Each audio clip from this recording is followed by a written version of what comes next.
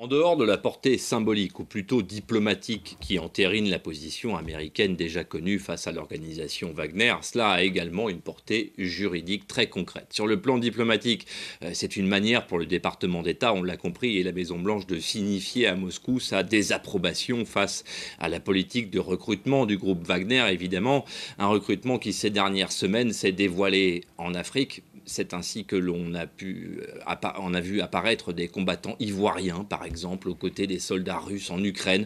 Mais c'est également ainsi que l'ambassade de Russie, et c'est plus préoccupant, s'est lancée dans une politique de recrutement des anciens soldats de l'armée afghane à Kaboul et plus largement en Afghanistan.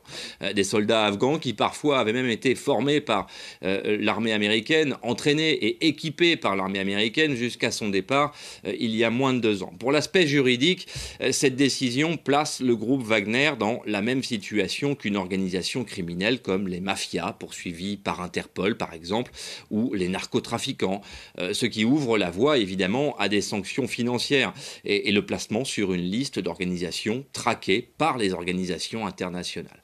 Cela n'aura pas de conséquences immédiates, mais cela participera néanmoins à isoler l'entreprise de l'oligarque Evgeny Prigojine, qui, on le sait, compte près de 50 000 combattants quand même en Ukraine.